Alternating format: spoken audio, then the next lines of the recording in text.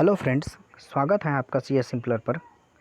आज हम लोग बीपीएससी डबल एओ में जो साइंस का क्वेश्चन आया है, जो अभी रिसेंट में पेपर हुआ है, उसका आज हम लोग डिस्कशन करने वाले हैं। उसको एनालाइज तो नहीं कहेंगे, उसका डिस्कशन करने वाले हैं, क्योंकि यहाँ पर हम आंसर्स का डिस्कशन करेंगे।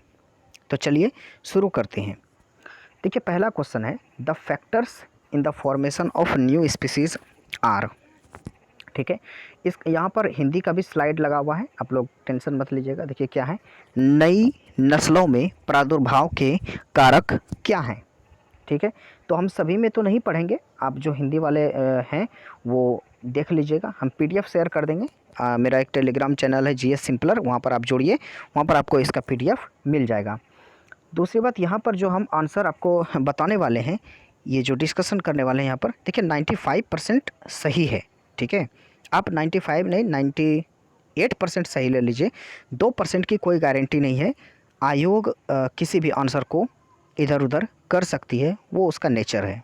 ठीक है, तो लेकिन आपको यहाँ पर मैक्सिमम क्वेश्चन ऐसे होंगे जो जिसका आपको सटीक आंसर मिलेगा, क्योंकि बहुत रिसर्च करने के बाद ही यहाँ पर हम डालते हैं। एक सोर्स से नहीं, कई सोर्स से हम यहाँ पर खोजते हैं उसको, और तब हम आपके लिए लेकर आते हैं।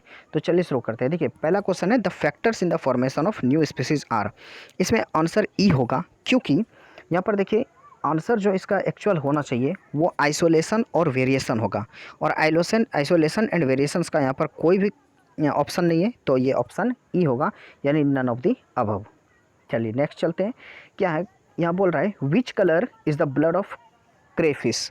अब देखिए यहाँ पर क्रेफिश का जो कलर है वो रेड भी होता है और ग्रीन भी होता है। ठीक है, और भी कलर का पाया जाता है, ग्रे कलर का भी वो ये येलो कलर का भी पाया जाता है। तो यहाँ पर कोई एक कलर का नहीं होगा, इसलिए यहाँ पर more than one of the above answer होगा इसका। ठीक है, 28 नंबर देखिए, electron transport system is located in. अब देखिए ये क्वेश्चन काफ़ी डिफ़िकल्ट क्वेश्चन हम कहेंगे इसको, ये बिल्कुल इजी क्वेश्चन नहीं है। नीट में इस तरीके के क्वेश्चंस पूछे जाते हैं। ये क्वेश्चन देखिए है तो सेल से ही, और सेल में भी माइटोकॉन्ड्रिया से है, लेकिन पहले क्या पूछा जाता था कि हाँ power house of the cell किसे बोलते हैं, या फर्नेस ऑफ द सेल किसे बोला जाता है। लेकिन इस बार और भी ज़्यादा अंदर घुस के पूछ लिया है ये कि इलेक्ट्रॉन ट्रांसपोर्ट सिस्टम कहाँ पर लोकेटेड होता है। उस पर भी यदि ये लिखता माइटोकॉन्ड्रिया, तो चलिए एक दफ़ा के लिए मान लेते हैं हम कि हाँ ठीक है माइटोकॉन्ड्रिया, लेकिन ये माइटोकॉन्ड्रिया में भी अंदर में होता है क्रिस्टी। क्रिस्टी होता है, क्रिस्टी आप लोग ऐसे समझ लीजिए, वो जो करली करली टाइप का जो स्ट्रक्चर होता है वो क्रिस्टी होता है। तो उसी के ऊपर ये इलेक्ट्रॉन ट्रांसपोर्ट सिस्टम पाया जाता है। तो ये क्वेश्चन सभी स्टूडेंट से तो नहीं होगा, जो बिल्कुल साइंस बैकग्राउंड के होंगे, जो बायो लिए होंगे, ठीक है, जो नीट की कभी तैयारी किए हैं, उनके लिए तो ये आसान होगा। ये जो या तो जो एनसीईआरटी पढ़े हैं उसके लिए तो आसान होगा, लेकिन जनरल स्टूडेंट के लिए नहीं होगा ये, जो कि आपका मतलब कोई अदर स्ट्रीम से हैं, उसके लिए ये संभव नहीं हो पाएगा। तो काफ़ी डिफ़िकल्ट क्वेश्चन है, बहुतों से नहीं बना होगा। तो इसका आंसर क्या होगा, इसका आंसर होगा क्रिस्टी। अब देखिए लिखा हुआ है अ सीड कंटेंट्स, ये आसान क्वेश्चन है। ठीक है, सीड में क्या होता है, फूड भी होता है सीड के लिए, उसमें एम्ब्रॉय भी होता है और सीड कोट भी होता है। तो इसमें ऑल ऑफ द अबव हो जाएगा आंसर इसका। ठीक है, चलिए अ फ्रूट इज़, ये भी काफ़ी आसान क्वेश्चन है, बहुत प्रचलित क्वेश्चन है। अ प्रोडक्ट ऑफ ओवरी होता है, तो बी नंबर इसका ऑप्शन हो जाएगा, आंसर हो जाएगा इसका B, a product of ovary. Ovary ये जब परिपक्व होता है तो फ्रूट बनता है वो। ठीक है, what kind of organisms are fungi. अब फंजाई किस प्रकार का ऑर्गेनिजम्स है, तो ये भी बहुत आसान क्वेश्चन है। ये सेप्रोफाइट से मतलब मरे हुए चीज़ों पर ये जीवित रहता है, ये फीड करता है।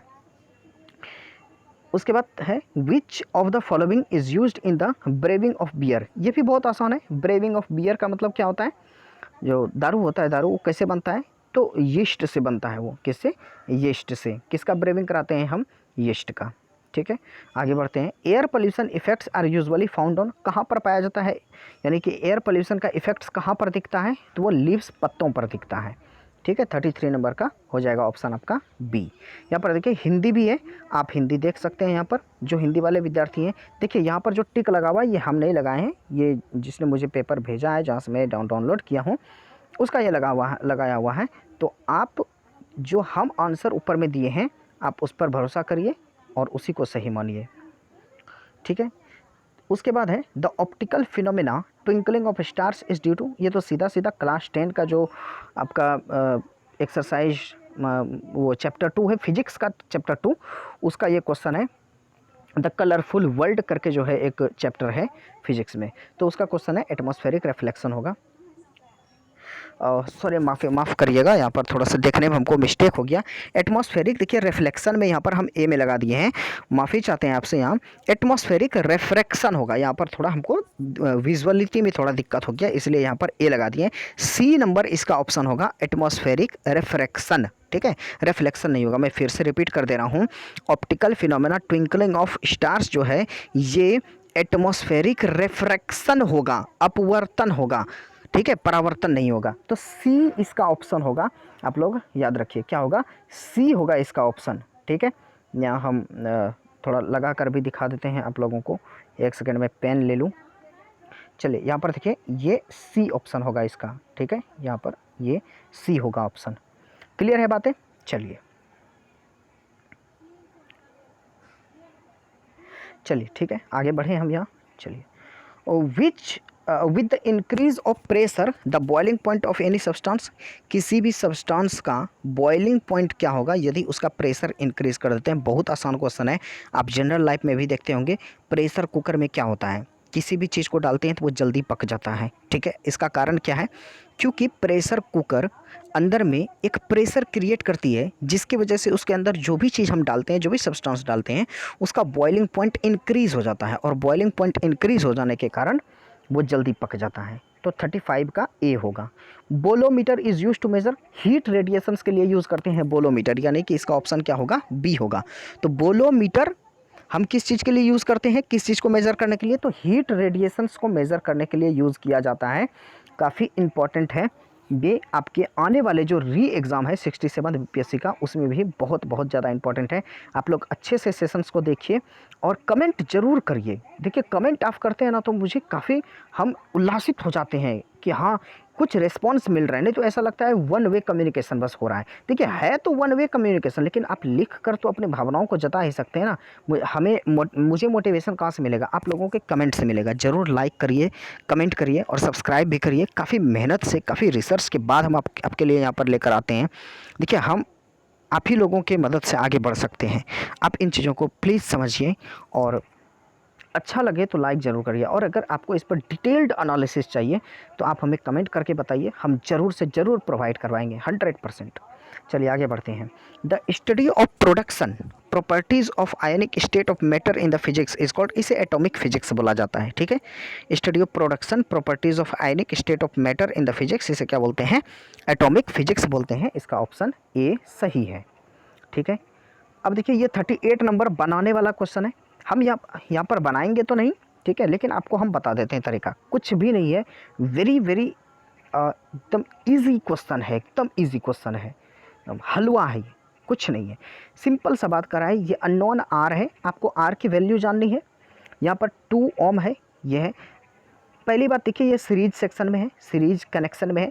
सीरीज कनेक्शन का फॉर्मूला हम लोग जानते हैं, R = R1 + R2, ठीक है। अब यहाँ पर R इक्विवेलेंट आपको निकालना है, कुछ नहीं है, यहाँ V दिया हुआ है 6, यहाँ पर एम्पियर दे दिया है आपको, यानी कि करंट दे दिया है 2A।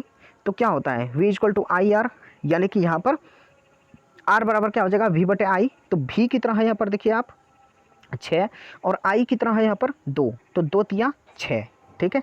तो जब आप यहाँ पर तो 3 हो गया, इक्विवेलेंट ओम क्या हो गया, 3 हो गया, और 3 में जब 2 घटाइएगा तो 1 हो जाएगा। तो R बराबर क्या निकल जाएगा, 1 ओम, इसका करेक्ट आंसर होगा। अब बोल रहा है ocean thermal energy is produced due to, अब यहाँ पर देखिए ये सब ट्रिक से किया जा सकता है, कुछ नहीं है इस सब में। क्या बोल रहा है, थर्मल एनर्जी, थर्मल का मतलब होता है हीट से रिलेशन होता है, इसका टेम्परेचर से रिलेशन होता है। तो देखिए प्रेशर डिफरेंस एट द, अब प्रेशर क्या टेम्परेचर से रिलेटेड हुआ, इनडायरेक्टली रिलेटेड है, डायरेक्टली रिलेटेड ऐसा तो कुछ है नहीं।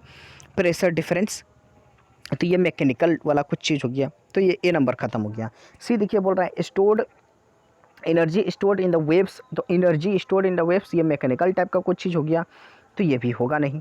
टाइड्स राइजिंग आउट ये भी होगा नहीं, तो क्या होगा, temperature difference at the different level in the ocean. ठीक है, ओशियंस में जो हम जाते हैं, सरफेस वाटर का जो सरफेस होता है उसका टेम्परेचर अलग होता है, थोड़े से डेप्थ में जाते हैं तो उसका टेम्परेचर अलग होता है, उससे भी डेप्थ में जाते हैं तो उसका टेम्परेचर अलग होता है। तो इस टेम्परेचर डिफरेंस के कारण, ठीक है, क्या होता है, ओशियन थर्मल एनर्जी प्रोड्यूस किया जाता है। तो 39 का बी होगा। अब 40 नंबर देखिए, यहाँ पर न्यूमेरिकल है, एकदम इजी क्वेश्चन, सिर्फ आपको फंसाने के लिए यहाँ पर है और कुछ नहीं है। यहाँ पर देखिए क्या है, for a satellite escape velocity is 11 kilometre per second. बोल रहा है सैटेलाइट के लिए जो आपका स्केप वेलोसिटी का मतलब आप लोग समझते हैं। देखिए, कोई भी वस्तु को जब हम ऊपर उछालते हैं ना, तो वो क्या होता है, धरती की तरफ फिर से वापस लौट कर आ जाता है। क्यों? क्योंकि तब तक उस वस्तु पर ग्रेविटेशनल फोर्स लगते रहता है और गुरुत्वाकर्षण की शक्ति, यानी धरती की गुरुत्वाकर्षण की शक्ति उस वस्तु को नीचे की ओर खींच लेती है। तो यहाँ पर बोला जा रहा है, लेकिन एक ऐसा जगह आता है जहाँ के बाद यदि आप उस वस्तु को फेंक देते हैं और उस लिमिट से ऊपर चले जाता है, तो क्या होगा, उसके बाद वो ऊपर की तरफ खींचा जाएगा, नीचे नहीं आएगा कभी लौटकर। ठीक है, तो वही यहाँ पर बोला जा रहा है कि सैटेलाइट का वह वेलोसिटी जिसको कि हम उस वेलोसिटी के साथ उस सैटेलाइट को फेंकने के बाद वो कभी फिर वापस धरती पर लौटकर नहीं आएगा, तो वो वेलोसिटी को क्या बोलते हैं, एस्केप वेलोसिटी बोलते हैं। ठीक है, तो वो कितना होता है, 11 किलोमीटर पर सेकेंड। बोला जा रहा है यदि इस सैटेलाइट को हम 60 डिग्री के एंगल से लॉन्च करें, ठीक है, तो इसका इसके वेलोसिटी क्या होगा, कुछ भी नहीं है, 11 किलोमीटर ही होगा। अरे भैया, इसीलिए 11 किलोमीटर होगा क्योंकि ये जो इसके वेलोसिटी है v मिनिमम, इसका फॉर्मूला होता है 2gr। ठीक है, 2gr। क्या यहाँ कहीं पर भी आपको एंगल दिख रहा है क्या? यहाँ कहीं पर साइन थीटा, टेन थीटा ऐसा करके कुछ दिख रहा है? जब ऐसा दिख ही नहीं रहा है, जब एंगल पर ये डिपेंड ही नहीं करता है, तो इसका वेलोसिटी बदलने वाला है ही नहीं। तो इसका आंसर क्या हो जाएगा, ए ही हो जाएगा, यानी 11 किलोमीटर पर सेकंड हो जाएगा, चाहे उसको हम किसी भी एंगल से प्रोजेक्ट करें, किसी भी एंगल से फेंकें। ठीक है, चलिए आगे बढ़ते हैं। अब देखिए यहाँ पर क्या है, यहाँ देखिए हम यहाँ लगा भी रखे हैं आपके लिए कुछ, आप थोड़ा सा इसको देख लीजिएगा, आपके लिए बहुत अच्छा होगा।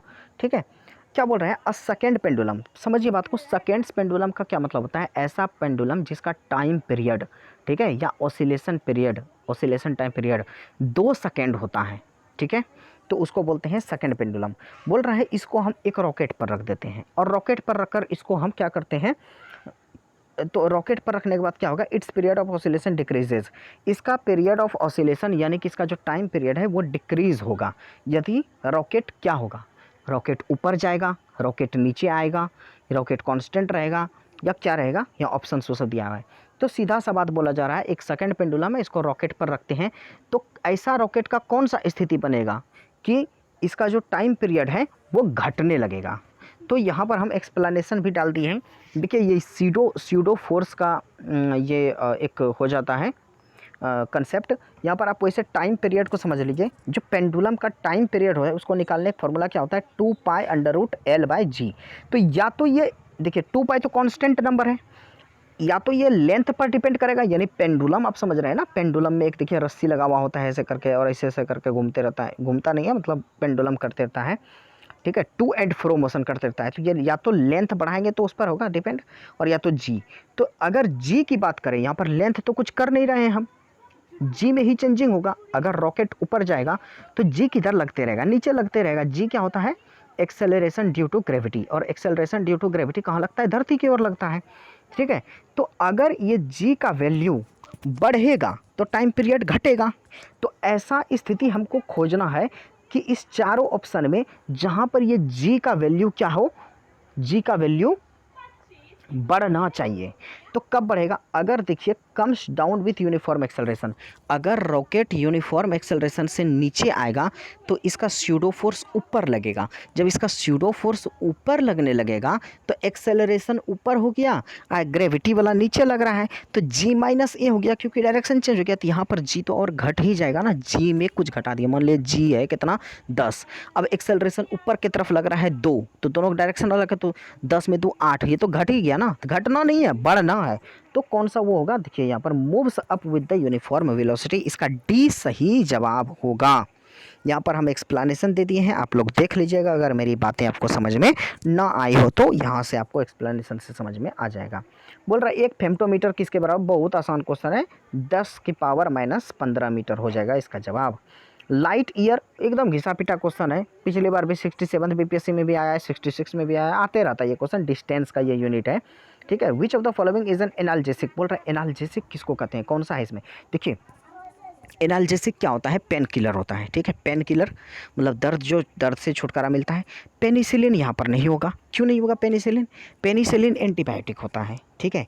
स्ट्रेप्टोमाइसिन होगा नहीं, स्ट्रेप्टोमाइसिन क्यों नहीं होगा, क्योंकि ये क्या होता है, ये एंटीसेप्टिक होता है, ठीक है। क्लोरेमाइसिटिन ये भी नहीं होगा क्योंकि ये भी एंटीबायोटिक होता है। देखिए नोवाल्जिन आपको यहाँ पर हो सकता है कि यहाँ पर ई ऑप्शन आपको लगे, ठीक है, कि ई लगे कि यहाँ पर कोई नहीं, क्योंकि नोवाल्जिन भी क्या है, ये एंटीबायोटिक है या एंटीसेप्टिक है। देखिए शायद एंटीसेप्टिक या एंटीबायोटिक ही है नोवाल्जिन। लेकिन नोवाल्जिन का जो यूज़ है ना, हम माइल्ड पेन किलर के रूप में करते हैं, यानी अगर आपको हल्का दर्द वगैरह कहीं पर है, जैसे हेडेक है, माथा में दर्द है या कहीं पर है, तो हल्का दर्द जो होता है ना, उसके लिए हम नोवाल्जिन का यूज़ करते हैं, ठीक है। इसीलिए यहाँ पर आंसर हो जाएगा नोवाल्जिन, ठीक है।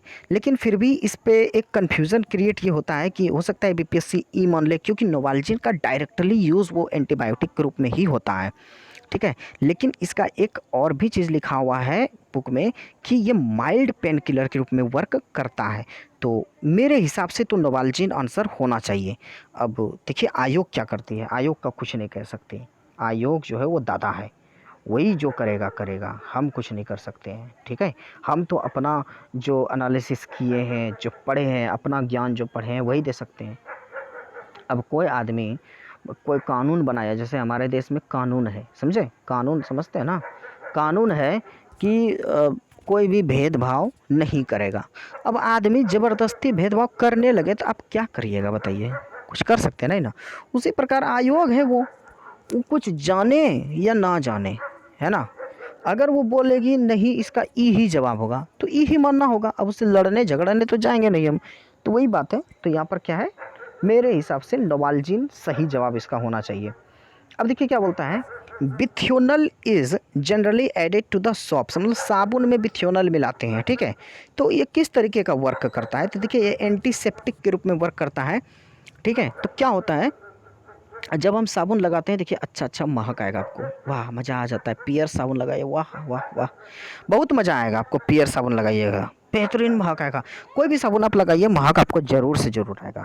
तो वो क्या होता है, उसमें एंटीसेप्टिक भी मिलाया जाता है। वो एंटीसेप्टिक आपके जर्म्स को मारता है, तो उसका जो डिकम्पोजिशन होता है ना, उससे महक ख़राब हो जाता है, ठीक है। जिसके कारण उसमें ये बिथ्योनल मिलाया जाता है, ठीक है, ताकि ये एंटीसेप्टिक का भी काम करे और ये एक अच्छा सुगंध भी दे आपको, ठीक है। तो ये किस चीज़ के लिए मिलाया जाता है, एंटीसेप्टिक के लिए, डी इसका सही जवाब हो जाएगा। Artificial sweetener which is stable non decomposable under cold conditions only is, ये एस्पार्टेम होगा। ये देखिए एकदम ल्यूसेंट, कौन सा ल्यूसेंट, वो वाला नहीं, वो जो आप पढ़ते हैं जिसमें सभी सब्जेक्ट, स्पेशल जो बुक आती है ल्यूसेंट की, ल्यूसेंट की जो स्पेशल बुक आती है साइंस का, उसमें एकदम सेम डिट्टो लाइन यही है, एकदम आपको छपा हुआ मिल जाएगा। और यही 4 ठो का यूज़ किया वहाँ पर डिस्कस किया गया है, सेक्रिन, सुक्रेलोज, एस्पार्टेम और एलिटेम। ये चारों है जो है ना, ये आर्टिफिशियल स्वीटनर ही है ये चारों, जिसमें कि एस्पार्टेम एक ऐसा आर्टिफिशियल स्वीटनर है जो कि सिर्फ ठंडे कंडीशन में ही स्टेबल रह सकता है, क्योंकि इसमें थोड़ी सी भी गर्मी जाती है ना तो ये भाप बन के उड़ जाता है, ठीक है, वेपर बन जाता है। तो यहाँ पर सही जवाब इसका सी होगा। अब देखिए क्या है, which of the following hormone is produced under the condition of stress. अरे फाइट एंड फ्लाइट वाला आप लोग हार्मोन पढ़े होंगे, एड्रेलिन, ये एड्रेनलिन होगा, तो इसका जवाब हो जाएगा आपका सी यानी एड्रेनलिन, ठीक है। चलिए आगे बढ़े, क्या है यहाँ पर, antiseptics and the disinfectants either kill or prevent growth of the microorganisms. Which of the following statement is not true. ये भी सीधा क्वेश्चन उठाया हुआ है किससे, यदि आप ल्यूसेंट पढ़े रहिएगा, वो साइंस वाला जो उसका है बुक, तो ये क्वेश्चन आप बना ले जाइएगा, एकदम बना ले जाइएगा, ठीक है। क्लोरीन और iodine are used strong disinfectant, बिल्कुल इसको डिसइंफेक्टेंट के लिए यूज़ किया जाता है, ठीक है। सी नंबर भी सही है, disinfectant harm the living tissue. अरे भाई डिटॉल है ना, डिटॉल पी जाइएगा आप, क्या पीजिएगा तो आपका जो लिविंग टिश्यू है वो मरने लगेगा, ठीक है, तो नहीं पी सकते हैं डिसइंफेक्टेंट को, ठीक है। 0.2% solution of the phenol is antiseptic while 1%, एकदम ये सब छपा हुआ लाइन है ल्यूसेंट में, एकदम छपा हुआ है ये सब, ठीक है, तो आप जरूर ल्यूसेंट पढ़ा करिए। जो मेन बुक है उसका साइंस वाला बहुत ज़रूरी बुक है वो। पिछली बार भी 67 बीपीएससी में एक क्वेश्चन आया था, हमको याद नहीं है, शायद कुछ ट्राई करके कुछ था ऐसा, कौन सा पॉइंट होता है वो पूछा था, ठीक है। जैसे क्वथनांक गलनांक आप लोग पढ़ते हैं ना, उसमें एक कोई पॉइंट था, ट्रिपल पॉइंट किसको कहते हैं, याद आ गया, ट्रिपल पॉइंट, वो ल्यूसेंट में ही छपा हुआ है, ठीक है, वहीं से वो क्वेश्चन उठाया है। तो यहाँ पर बी इसका जवाब हो जाएगा कि dilute solution of boric acid और hydrogen peroxide are strong antiseptic. तो यहाँ पर स्ट्रॉन्ग एंटीसेप्टिक नहीं होता, ये एंटीसेप्टिक तो है लेकिन स्ट्रॉन्ग नहीं होता है, ये वीक होता है, माइल्ड एंटीसेप्टिक होता है, तो बी नंबर इसका जवाब हो जाएगा। The human body does not produce, क्या प्रोड्यूस नहीं करता है, विटामिन प्रोड्यूस नहीं करता है हमारा बॉडी, तभी तो हम लोग बाहर से विटामिन लेते हैं, विटामिन ए खाइए, उसके लिए गाजर खाइए, कॉड लिवर खाइए, जो गजर गजर मांस खाते हैं वो लोग कॉड लिवर खाइए, ठीक है। तो विटामिन्स हम बाहर से लेते हैं, हमारा शरीर प्रोड्यूस नहीं करता है। The liquefied gas that is used in the dry cleaning along with a suitable detergent is CO2। Dry cleaning के लिए हम कार्बन डाइऑक्साइड का यूज़ करते हैं, एक सीधा सीधा क्वेश्चन है ये सब। कीमोथेरेपी इज, अब बोल रहा है कीमोथेरेपी क्या होता है, अरे कीमोथेरेपी देखिए ऐसे ही यहाँ छांट ले जाइएगा, कीमो आ थेरेपी, थेरेपी का मतलब कीमो मतलब क्या हो गया, कुछ केमिकल से रिलेटेड मिल रहा है, ठीक है। तो यूज़ हीट, हीट में कोई केमिकल यूज़ करते हैं, बक नहीं होगा। Use of natural region, natural region chemical और नेचुरल में चीज़ में आपको अंतर नहीं बुझाता है। नेचुरल नीम का पत्ता हो गया, ठीक है, केमिकल हो गया, कोई केमिकल कड़वा जो लगता है, ये भी होगा ना, ऑल ऑफ द अबव तो होगा ना, बी नंबर आंसर हो जाएगा। Use of the chemical for the therapeutic effect, ठीक है, कीमोथेरेपी का जो यूज़ करते हैं उसमें हम केमिकल का यूज़ करते हैं, मेडिसिन्स का यूज़ करते हैं, क्लियर है बात। आगे बढ़ते हैं। विच of the following is the hypnotic drug, hypnotic drug का मतलब समझते हैं, मतलब ऐसा ड्रग जिससे कि नींद आने लगे हमको, ठीक है, नींद आने लगे, तो इसमें कौन सा हो जाएगा, ल्यूमिनल हो जाएगा, ठीक है। देखिए कहीं कहीं आपको जवाब सेलोल भी मिलेगा, लेकिन सेलोल जो है ना ये सेलोल एंटीसेप्टिक हो जाता है, तो ल्यूमिनल ही इसका सही जवाब होगा। अब क्या है, interferon is connected with virus से रिलेटेड है, वायरस से रिलेटेड इसलिए है, क्या होता है जब लिविंग टिश्यू यानी हम लोग का टिश्यू जब वायरस अटैक कर देता है ना, तो उसके अगल बगल का जो सेल होता है वो इंटरफेरॉन्स रिलीज़ करता है, और वो इंटरफेरॉन्स क्या करता है, जो सेल हम लोगों का इन्फेक्ट नहीं हुआ रहता है वायरस से, उस सेल को प्रोटेक्ट करता है वो, ठीक है, तो इसको इंटरफेरॉन्स करते हैं। ये किससे रिलेटेड है, ये वायरस से रिलेटेड है, ठीक है। अब which part of the DNA provides information for a protein, तो अब कहाँ से मिलेगा, देखिए हर इंफॉर्मेशन जीन में है, तो ये तो आसान क्वेश्चन था, इसका जवाब जीन हो जाएगा, D number. Sex chromosome of female bird are represented by, ये ZW से किया जाता है। देखिए ये तो सब नहीं पड़ता है, लेकिन आप यहाँ पर छांट सकते थे। देखिए XO तो कुछ होता नहीं, XO में एक सिंड्रोम होता है, वो बीमारी वाला है कुछ, ये होगा नहीं। XX तो पुरुष के लिए होता है, XY महिला के लिए होता है, तो होगा कौन, ZW ही होगा ना यहाँ पर, ठीक है। तो ये आपका साइंस का सेक्शन था जो हम यहाँ पर कवर किए हैं। यहाँ पर हम देखिए पहले ही आपको बोल दिए, कोई बहुत ज़्यादा डिस्कशन नहीं करेंगे, बस यहाँ पर एक आंसर शीट के रूप में आप इसको यूज़ कर सकते हैं, क्लियर है बात। और हम, अगर आप हमसे पूछिएगा कि साइंस के लिए क्या पढ़े, तो हम तो आपको यही बोलेंगे, ल्यूसेंट का जो मेन बुक आता है ना, वो आप पढ़िए।